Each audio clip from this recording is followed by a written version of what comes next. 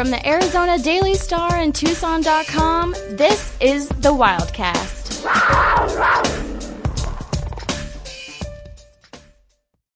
Another episode of the Wildcast podcast coming your way here on the Wildcaster app or the Wildcast podcast, wherever you listen to podcasts.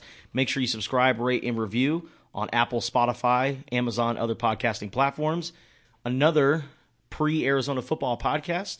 So we got Michael Lev, sports editor of the Arizona Daily Star, and myself, Justin Spears. How's it going, guys? I'm good. How about you? Doing great. It's officially Pac-12 play. Yeah. Non-conference is in the rear view, and Arizona ends at 2-1, which was kind of expected, right? After a year of roster improvement, you thought, hey, these guys could go 2-1, but realistically, they could have gone 0-3. But Arizona's sitting pretty at 2-1. Very solid start for the Arizona Wildcats. Your guys' thoughts on how Arizona was able to escape non-conference play? I wouldn't say expected, but I would say probably best case scenario. And a good spot to be in at this point. As you mentioned, Justin, they easily could have gone 0-3 just when you looked at it on paper. Yeah. Right. I think San Diego State is probably down from what we thought. Ryan Finley, San Diego native and longtime follower of the Aztecs in the Mountain West, can chime in on that. But, it was like a game that they were in control of, should have won and did. A game where the other team was kind of the reverse in week 2 against Mississippi State, and then the coin flip game against a really good opponent, and they found a way to win, and you have to do that 3 or 4 times over the course of a season to post the kind of record that you want to have. No, totally. I mean, to me, it's so funny. You talk about a coin flip kind of game. North Dakota State had what, 3rd and 2?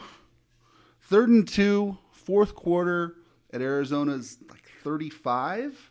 More or less going in, and had been averaging, I believe at that point, 8 yards a play. Yeah.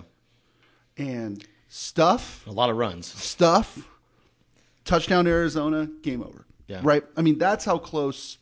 I'm convinced, and Michael and I talked about this the next day. I'm convinced that if they get a first down there on 4th and 1, if they get a first down there, I think they win the game. There's a couple of plays where you can pinpoint, say, if North Dakota State had done this, they could have won the game, like the strip sack, the turnover in the red zone. Yeah. North Dakota State was driving. They were about to score, and then that happened. Right. So. And I mean, that's what's so encouraging, I think, to see with this team is, not only are they exceeding expectations through non-conference play, we're seeing some resilience. And you never know how resilient a football team can be. I've covered teams far more talented than this one that would not have won that game on Saturday, right? Would not have sort of bowed their backs on 3rd and 5 or 3rd and 2. I'm sorry, late in the game. It's nice to see the little things, Michael, and maybe you can speak to this. I feel like this is a team that does the little things well, and this is a team that sort of is mastering the intangibles at this point in the season.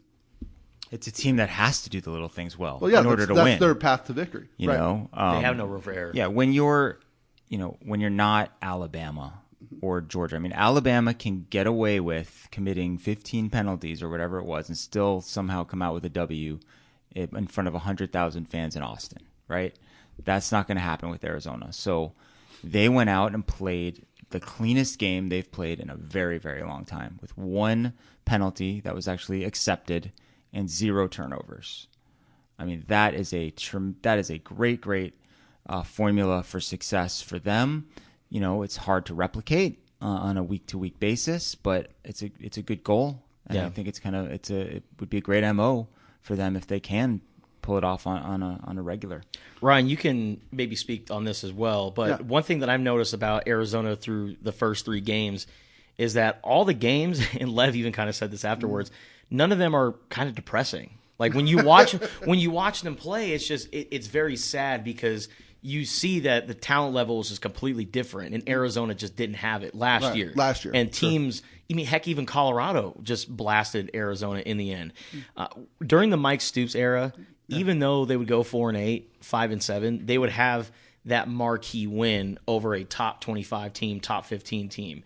And all the games, they'd be right in contention to win it. They'd be in the mix. The loudest I've ever heard Arizona Stadium was when Antoine Cason had a pick 6 against Cal. Yeah, same. And, the press box shook. Yeah. To me, that's what this reminds me of, and I think that this is a compliment to what Jed Fish has been able to accomplish.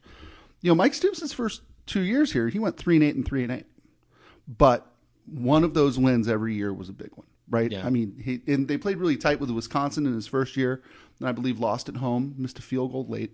His second year, they beat ASU and injured Andrew Walter, kind of ended Andrew Walter's career. Yeah. Here. But there was always a feeling that they were building towards something, and you could see the pieces, right? They bring in Willie Tuitama, and you go, oh, okay, so that's the quarterback. Okay. That's the franchise quarterback. That's the franchise quarterback. They bring in a Mike Thomas. Mike Thomas reminds me so much of Jacob Cowing, right? Yeah. And, you could see kind of what they were trying to do. And, that was my takeaway really on Saturday is whether Arizona was successful or not on any given play, I could see what the coaches were trying to do.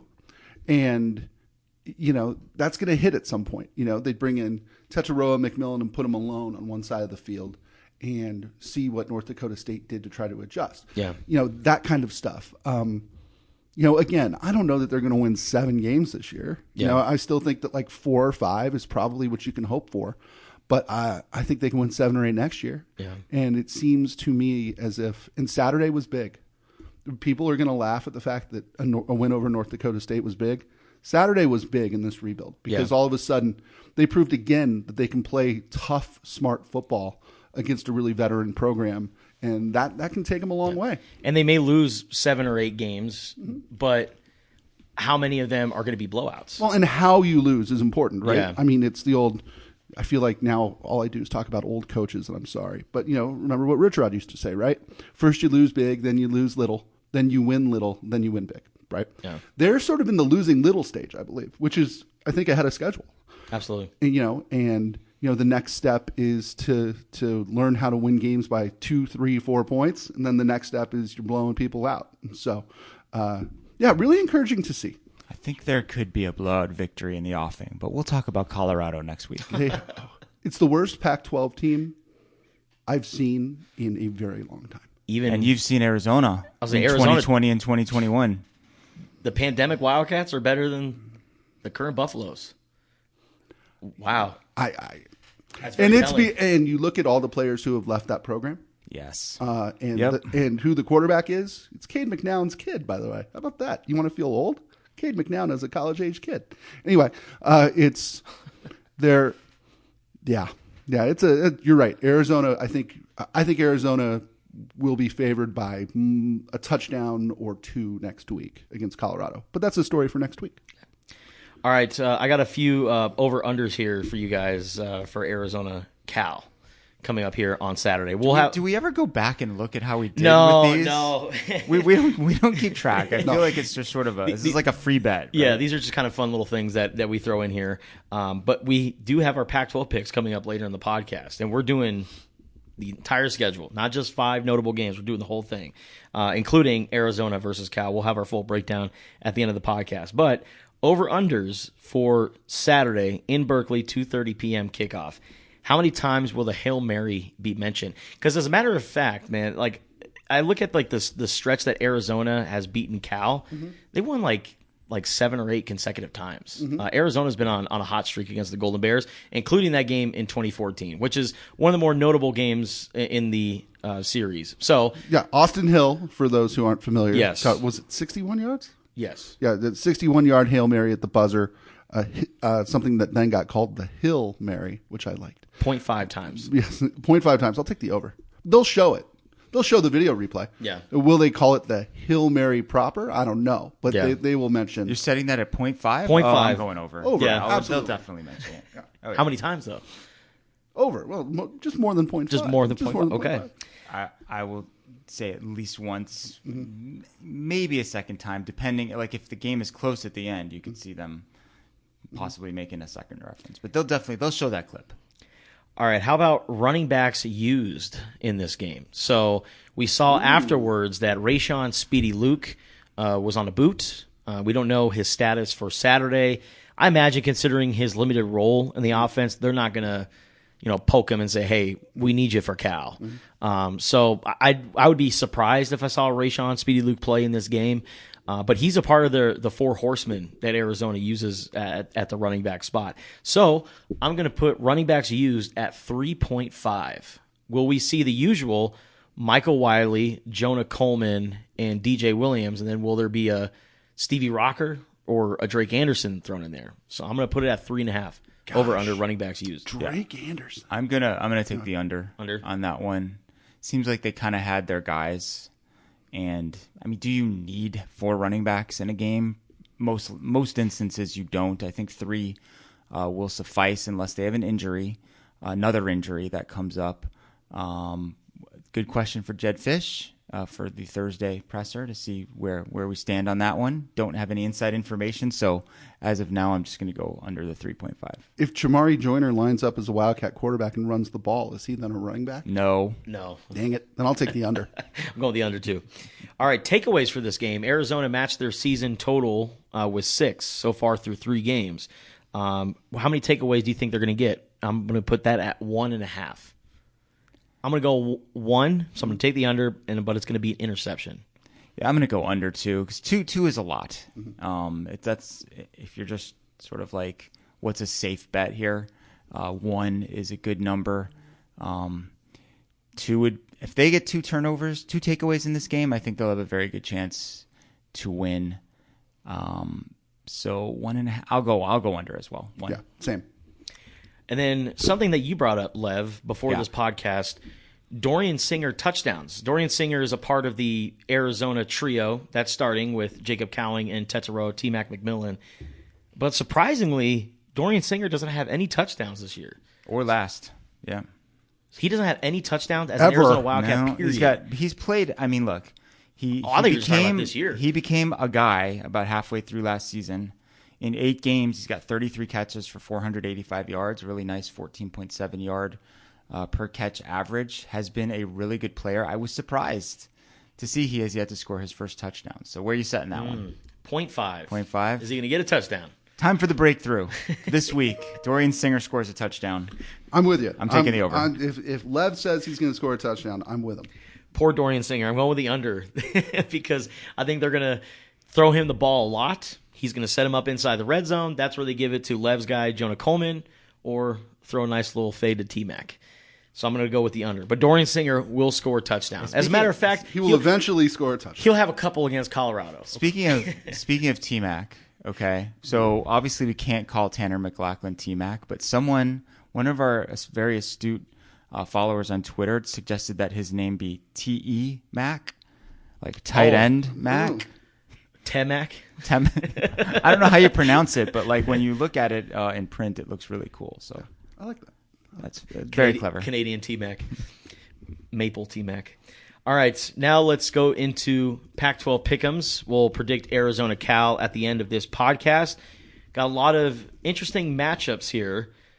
Let's start off with a nice little 11 a.m. Mountain Standard Time matchup on Pac-12 networks. UCLA versus Colorado. I know you guys are getting excited for this game. What's the line, Justin? Oof. So as of now, UCLA, the Bruins are 21-point favorites. And I'm not sure UCLA's any good, but I know Colorado's bad. Terrible. Yes. So give me the Bruins and however many points they're going to need. I'm not going to take Colorado again. I don't think this season. After I took them in week 1. I mean, look. They just have a really, really bad offense. You know, I mean, they cannot complete forward passes. It's a problem. And Ryan referenced earlier the guys that they've lost. One of their starting cornerbacks is starting for USC. One of their starting cornerbacks is starting for Oregon, right? One of their wide receivers is in the rotation at USC. One of their top running back, the former freshman of the year in the Pac-12, he's with Michigan State. That's a lot of losses, Yeah. And they lost, their great linebacker from last season too, Landman. So this team is down. Yeah. Carl Durrell is kind of dead man walking. I will also take UCLA, and I will give the 21. I'm going to roll with UCLA to win, but I got the Buffaloes to cover. I'm going to go with Colorado to lose by 17 points. It's 11 a.m. It's in Boulder. Funny things can happen. I think the weather and the climate definitely plays in favor of Colorado in this game to cover. Definitely not to win. I don't think if you're looking to put money on this or any other game, I don't know if going against Justin is such a good idea. He's on fire. Yes, absolutely. We'll go over our records at the end of the segment here, but what do we got next, Justin? All right, we got Oregon versus Washington State at 1 p.m. This game is in Pullman, so it's at the Palouse, and the Ducks are 6.5-point favorites. Now, Washington State is much, much, much, much better than I had anticipated going into the season. How they beat Wisconsin, kind of playing their brand of football, and by there I mean Wisconsin, just bully ball. We're going to run it down your throat. We're going to punch you in the mouth. Washington State is a very solid team, and they're playing at home against a really tough Oregon team. I know that Dan Lanning and his Ducks are good this year, but I'm going to go with the Cougars in upset special to pull off the win. Oh, to not only cover but win. Well, the Oregon's favored by 6.5. Right, so you want them to cover and win. Okay. I'm going. Cougars. Yes. That's. See, I don't want to argue with you. I don't want to argue with you because you're kicking our butts, but I don't know, man. I think Oregon's figured it out. You look at what they did against a very physical veteran BYU team. I think they win by 2 touchdowns, and 1 touchdown covers. So give me the Ducks to both win and cover. 6.5, you said? 6.5. Okay. Washington State definitely will come in with the proverbial chip on its shoulder in this game. They are not ranked in the top 25, even though they have a win on the road against a Power 5 top 25 ranked team at the time, Wisconsin. So they're going to play that disrespect card up to a major extent. I will admit I did not vote for Washington State. Literally had them number 26 this past week. Just couldn't find a spot for them in that top 25. But I'm with Ryan on this one. I feel like Oregon has kind of figured things out. I've been really impressed with Bo Nix the last couple of weeks. Super efficient. I know this Washington State defense especially is legit. But I really liked also what I saw from the Oregon running game last week. So that's, if they have a multi-dimensional offense with all of the other athletes that they have on their team, I think they're going to be a tough squad to beat. So I'm going to take Oregon to win and cover. All right, our next game, USC versus Oregon State in Corvallis. And the Trojans are 5.5-point favorites. That line is shrinking by the minute. I know. People love the Beavers. It's too much. Man. I love the Beavers too. Jonathan Smith, man. But good man, coach. How many points is Oregon State going to have to score to win that game? And this is why 40? I'm going with USC to win and cover, because you look at the 3 wins by the Trojans this year. 66 points again against Rice. I get it. It's Rice, but still 66 points. At Stanford, 41. Fresno State, hey, they're no slouch. 45 points against the Bulldogs. Now, I know their quarterback got hurt, Jake Haener. It seems like he's always getting hurt and always getting a standing ovation when he's walking off the field. Yes. With that being said, I mean, they put up so many points. I just don't think Oregon State's going to be able to keep up. Again, really good team. Love Jonathan Smith, and I'll bring up Jonathan Smith later on in the podcast when we're talking about ASU. But I'm going with USC to win and cover. Yeah, I'm going to take Oregon State to win. Oh, outright. This was a game I had circled on the schedule for USC as kind of the upset special. Because you've seen this a time or two? I have. I've seen it. I've seen it in person. I know that this can happen. It would be better if it were, ESPN night game. 8:30 kickoff. Yeah, I mean, there's a little luster taken off. I think people are pretty upset about this, and John Wilner had a really good piece that you can find on the Wildcaster app about how this works as far as the TV selections go. But you're talking about how great the USC offense is, and it is great. I mean, they're averaging 50.7 points per game, but Oregon State's at 45.7. Total yards, USC 538.7. Oregon State 473.7, and USC's had a lot of turnover luck so far, like a lot, crazy amount of turnover luck. That is going to regress to the mean at some point, and I think it's this week, and I think the upset happens as, once again, the Pac-12 eats its own. Cannibalism. Michael Lev just trying to leapfrog us in the standings by being difficult, by being different. No, I like SC to win to cover. Again, I think Oregon State's path to victory is scoring like 40 points. I just don't know that they can do that. All right, our next game, Stanford versus Washington.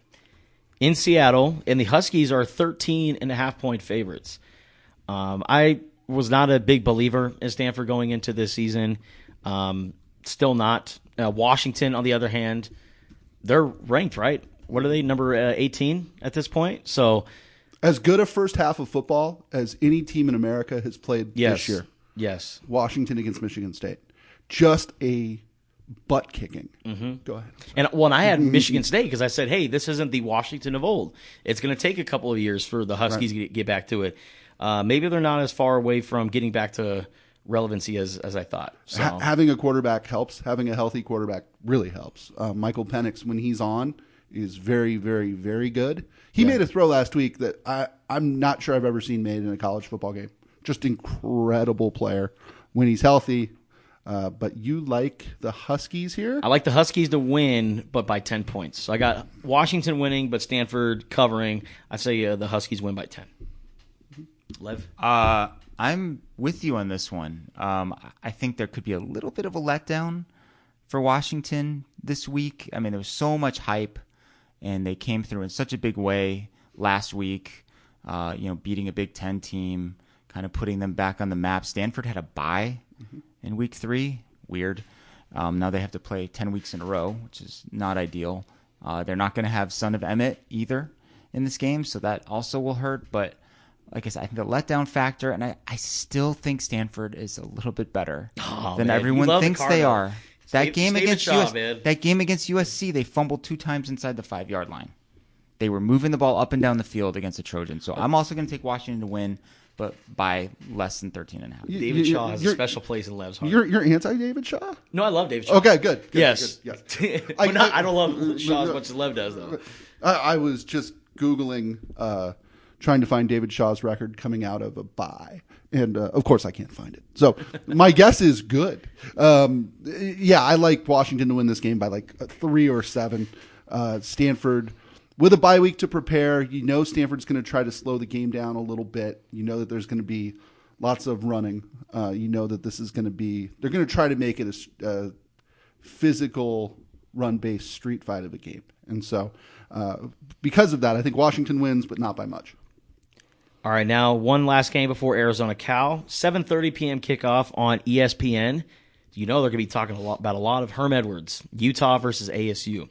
Utes number 13 in the country, and they're visiting the Sun Devils, who are now in the post-Herm Edwards era. They have Sean Aguano, former Chandler High School head coach. He's won a number of state championships with the Wolves. Very well-respected guy here in the state. He will take over as the interim head coach.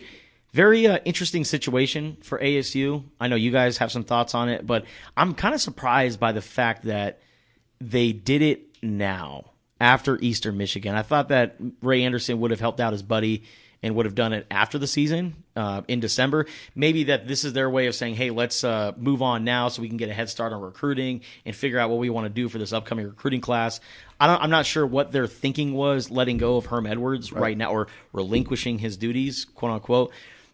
Fancy words for everything at Arizona State. Interesting move for ASU, but to me, this kind of has Tim Kish vibes with Sean Aguano. Mm-hmm. They fired Mike Stoops. They hosted UCLA that next week.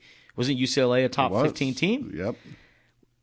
I'm not going to say that ASU is going to pull off the upset here. But what's the line? What's the line, Justin? So I think we can all agree we think Utah wins the game. Yes. Right? Okay. The line is 15.5 for Utah. So I'm going to go with Utah to win, but by 14 points on the nose. Sun Devils have a spirited game with Sean Aguano as interim head coach. Real quick, jumping in, why did Ray Anderson do this now? He did it to help out Herm Edwards. Do you know who ASU plays this month? Do you know who they play the next 3 weeks?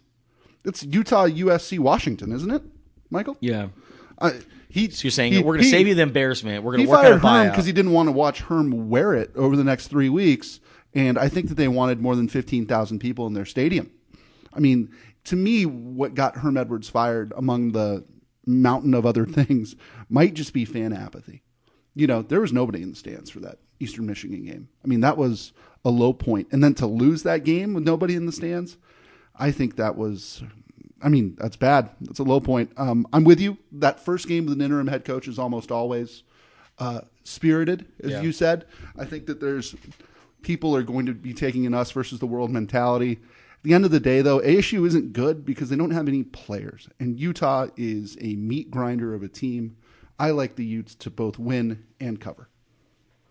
I agree with you guys. I'm tempted to go the other way just to try to catch up in the standings a little bit, but it's too early in the season to be making those desperation moves, although people might say that Oregon State is a desperation move on my part. Hey, no risk it, no biscuit. There's no guarantee that it will go the way that Ryan described. I mean, look at Nebraska.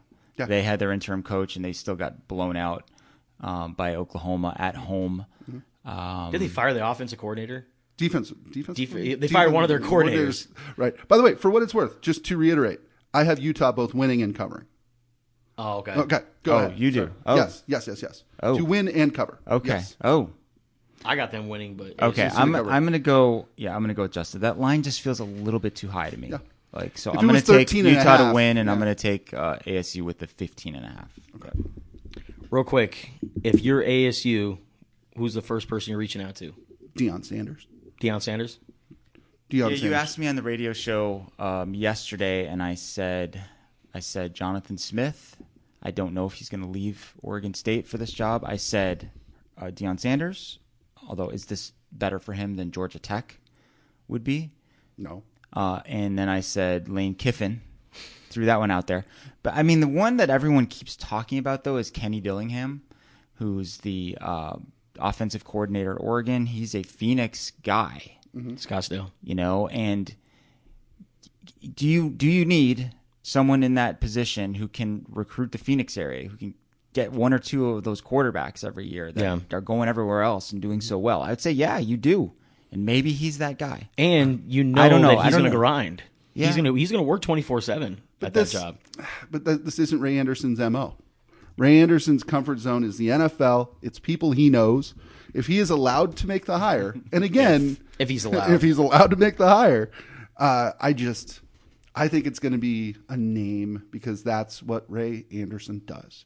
I mean, Willie Bloomquist, picking a random name here, Willie Bloomquist. He could have hired any baseball coach in America. Grand Canyon had Andy Stankiewicz, who was very good.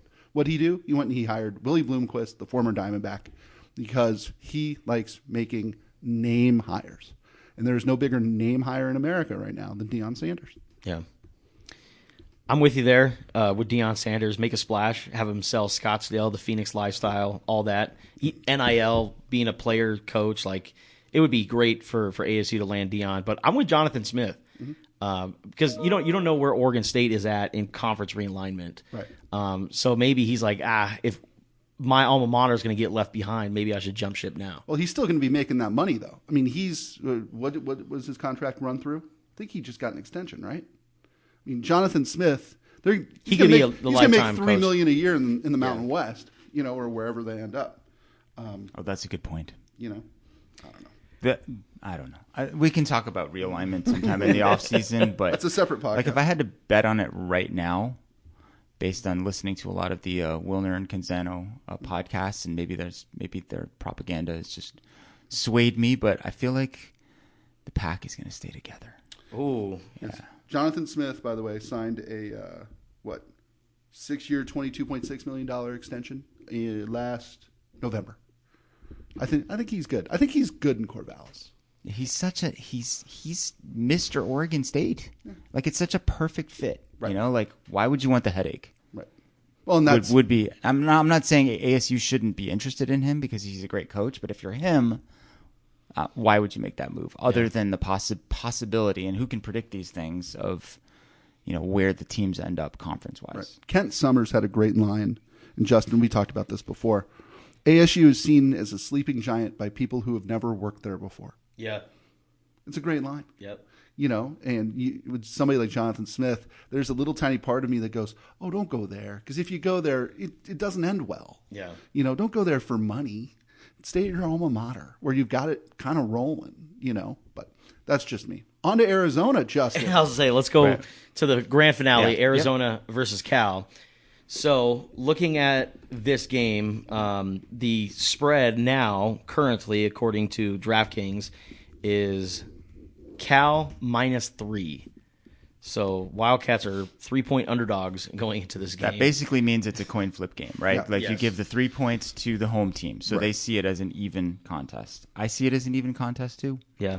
I'm having a really hard time with this one. I've gone back and forth in my mind. Cal, I think defensively, good. I think they are a good and sound defensive team with a lot of size, a lot more size in the front seven than Arizona saw last week, even though Cal technically plays, I guess what you call it, 2-4-5. The way they line up versus the 4-3 that North Dakota State had, they're still bigger.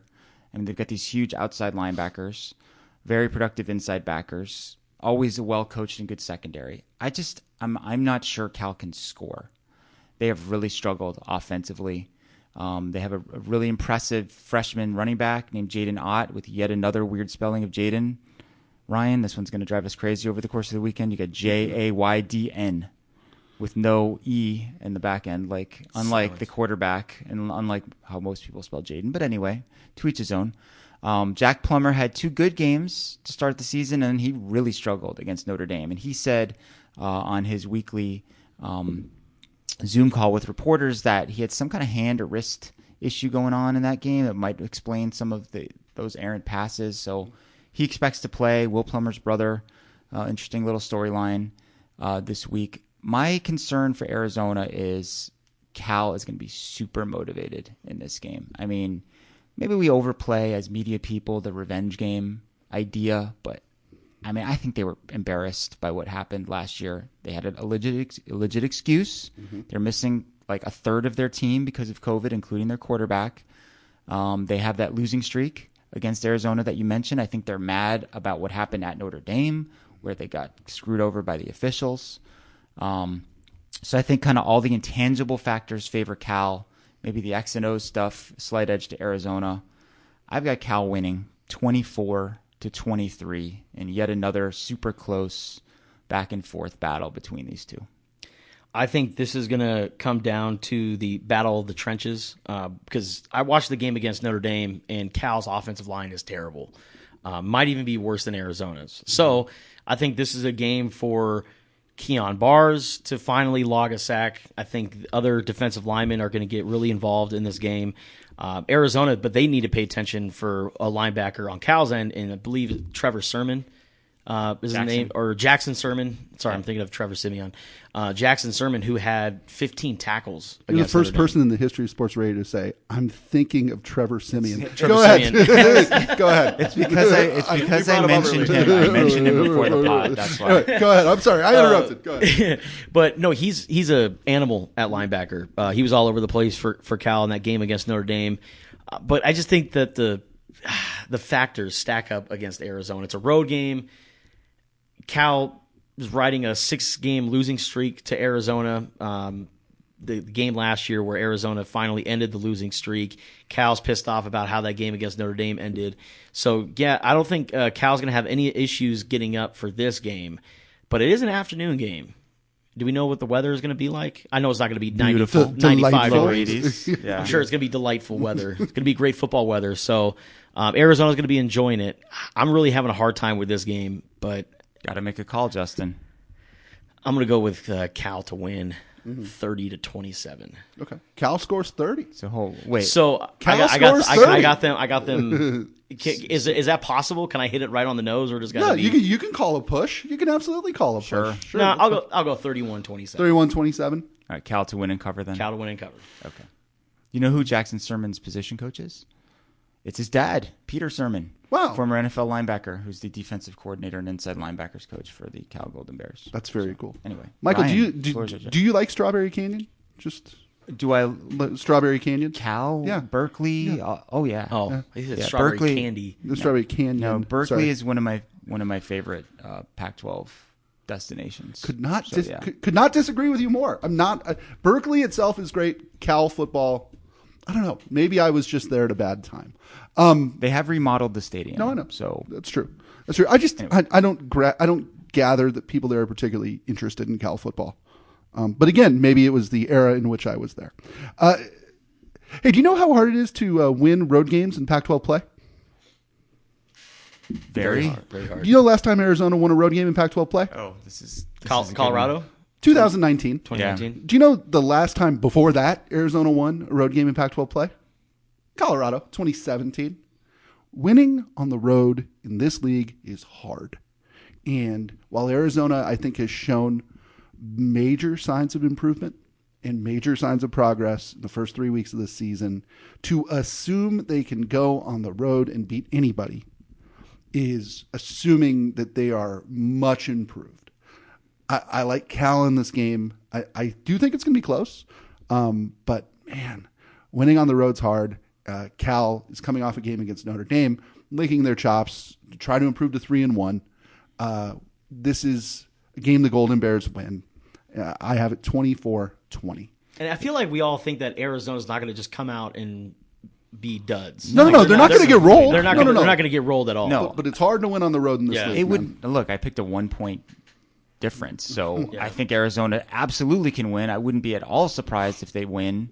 One other thing I want to mention is I feel like there could be a little bit of residual effect from that North Dakota State game.